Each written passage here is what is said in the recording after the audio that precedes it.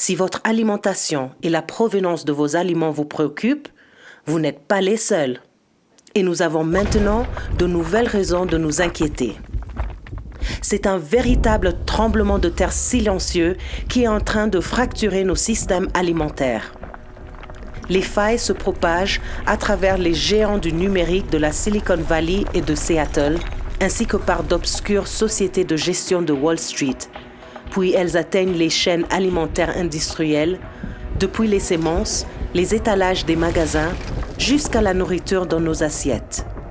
Que nous soyons agriculteurs, vendeurs ou acheteurs d'aliments, nous allons tous être touchés par ces séismes qui se propagent rapidement. Alors, que se passe-t-il vraiment? Récemment, des grandes entreprises sémencières et agrochimiques comme Bayer-Monsanto ont fusionné. Mais ce n'est pas tout.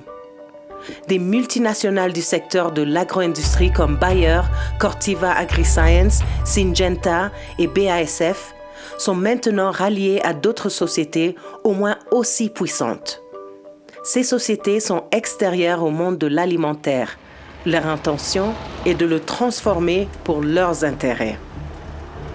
De grandes sociétés de gestion, dont peu de monde entend parler, achètent des actions sur les marchés de l'alimentation et de l'agriculture, gagnant ainsi une influence énorme sur leur développement futur. Une étude de 2016 montrait déjà que les 5 plus grandes sociétés de gestion du monde possédaient toute une part des 5 plus grandes entreprises semencières. Est-ce que c'est important? Oui, c'est très important. Cette pratique est appelée entente horizontale. Elle est au cœur du processus de concentration des entreprises pour empêcher la concurrence. Ça permet à une poignée de sociétés d'influencer la totalité de l'industrie agroalimentaire avec pour seul but de remplir les poches des patrons d'entreprise et des actionnaires. Il n'y a là aucun souci de protéger les petits agriculteurs ou la santé des gens. Leur unique intention est de gonfler les portefeuilles de leurs dirigeants et actionnaires. L'entente horizontale signifie que les sociétés impliquées ne se font plus concurrence parce qu'elles ont les mêmes propriétaires. Elles peuvent donc augmenter les prix. La conséquence pour nous tous, c'est que les produits liés à l'alimentation ou à l'agriculture vont être beaucoup plus chers. Mais leur projet ne s'arrête pas à l'alimentation. Ces sociétés s'intéressent aussi au big data.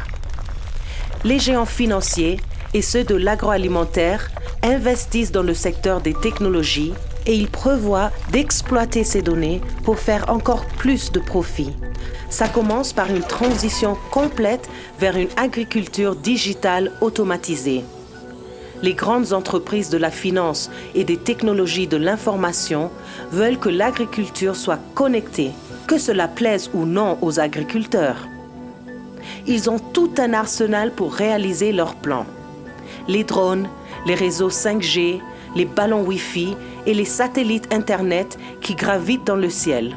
Tout ça n'est pas juste là pour qu'on accède plus vite aux réseaux sociaux ou à des vidéos de chats. C'est aussi la colonne vertébrale de l'agriculture digitale. Notre système alimentaire regorge de ressources qui peuvent constituer des informations exploitables par les géants du big data. L'ADN des semences, les données sur l'eau et les terres, le transit et le traitement des aliments depuis les champs en passant par l'usine jusqu'à nos assiettes. Sans oublier, bien sûr, toutes les ventes en magasin et les données privées des consommateurs. Par exemple, des opérations commerciales ont déjà été mises en place qui utilisent la reconnaissance faciale pour surveiller des troupeaux de vaches et de cochons. Le projet de l'agriculture numérique articule l'usage de la détection à distance, de données générées par ordinateur, de l'intelligence artificielle, de satellites et de drones ainsi que de tracteurs sans conducteur et de la robotique. Ceux qui réunissent ces données s'accaparent un pouvoir et une influence considérables, en particulier à notre époque où les big data valent de l'or. Les entreprises de machinerie agricole s'associent également avec celles du Big Data, ou encore avec des fabricants de drones, de pesticides et de semences. Ils investissent dans des plateformes de technologie numérique pour ne pas passer à côté des bénéfices prévus. Et que va-t-il se passer pour les agriculteurs? Il semble déjà qu'ils vont être obligés de payer pour ces technologies numériques complexes. Cette adaptation forcée remet en cause leurs compétences. Elle les prive de leur indépendance quant aux décisions prises sur leur exploitation jusqu'au droit de réparer leur équipement. Si l'agriculture numérique prend de l'ampleur, de plus en plus d'entreprises vont accaparer les terres des paysans et détruire les forêts et la biodiversité. Alors que les moissonneuses-batteuses évincent déjà les paysans et les travailleurs agricoles, les drones et hautes technologies digitales ne feront qu'aggraver le problème. Le bouleversement de notre système alimentaire n'a pas lieu uniquement à la ferme. Loin des fermes, les géants de l'Internet comme Amazon, Flipkart et Alibaba sont en train de boucler la boucle via la distribution des produits alimentaires en ligne. Ils ont de plus en plus d'influence sur qui mange quoi et donc aussi sur ce que les fermes produisent. Des entreprises impitoyables comme Amazon sont bien connues pour anéantir des industries entières et pour leur évasion fiscale qui se compte en milliards de dollars. En 2018, Amazon, dont le siège social est aux États-Unis, a réalisé 11,2 milliards de bénéfices, mais n'a payé aucun impôt fédéral. Cela explique en partie comment Jeff Bezos, le fondateur d'Amazon, est devenu l'homme le plus riche du monde pendant la pandémie. Amazon et Walmart sont au coude à coude pour la domination des marchés aux États-Unis et en Inde, où Walmart vient de racheter l'entreprise indienne de commerce en ligne Flipkart. En Asie et dans d'autres régions en développement, Alibaba et Tencent se disputent le contrôle de la livraison à domicile des denrées alimentaires. C'est un marché florissant de 75 milliards de dollars en Chine. Ces entreprises de distribution s'associent également avec les géants de la technologie pour obtenir leurs outils d'automatisation, de robotique et de reconnaissance vocale.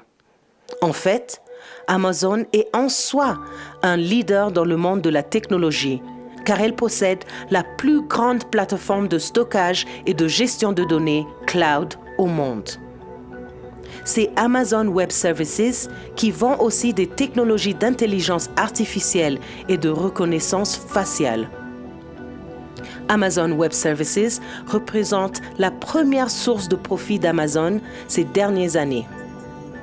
L'argent que rapporte la vente de chaussures, de livres et de services cloud est investi sur les marchés de l'alimentation et de l'agriculture. Alibaba et Tencent en Chine adoptent la même stratégie. Combiner l'intelligence artificielle et l'achat d'épicerie en ligne est très avantageux pour Amazon. L'entreprise obtient des grandes quantités de données précieuses concernant les habitudes alimentaires de chacun d'entre nous. Elle les analyse, puis utilise les résultats pour nous profiler et nous pousser à consommer davantage. En collectant des données sur nos comportements d'achat, les entreprises peuvent créer des profils psychologiques qu'elles utilisent pour nous manipuler et orienter nos choix. La chaîne alimentaire industrielle telle qu'on la connaissait, est en train de changer rapidement. Les sociétés du Big Data deviennent des géants du commerce alimentaire et vice-versa. Il est temps de séparer, de réguler et de contrôler ces multinationales géantes avant que le séisme qu'elles ont provoqué ne soit hors de contrôle. Elles ne font pas partie de la solution pour vivre après la pandémie, quoi qu'elles en disent. Il est également temps d'évaluer ces nouvelles technologies d'une manière plus inclusive et transparente pour que nous ayons tous notre mot à dire sur la façon dont elles sont conçues, par qui et pour qui. En effet, ces données, ces accumulations des chiffres dans des clouds ne représentent pas une vraie connaissance et encore moins une forme de sagesse. La sagesse qui nous est indispensable pour nous nourrir ne se trouve pas dans l'intelligence artificielle de ces sociétés. Nous n'avons pas besoin de demander à Alexa quand nous pouvons compter sur les savoirs des agriculteurs et des communautés. Une alimentation locale, paysanne, qui respecte la biodiversité et s'appuie sur l'agroécologie, voilà la solution. Pour nourrir notre monde de façon équitable grâce à l'écologie, il s'agit de décentraliser et de démocratiser. Des tels systèmes alimentaires fonctionnent déjà pour les agriculteurs et pour les économies locales. Ils permettent de produire des aliments nourrissants, ils protègent la biodiversité et nous aideront à éviter de futures pandémies. Si nous cultivons nos aliments en valorisant le savoir des paysans et petits agriculteurs, plutôt que les profits de la Silicon Valley, et si nous travaillons en harmonie avec notre environnement et les communautés locales, nous serons tous gagnants.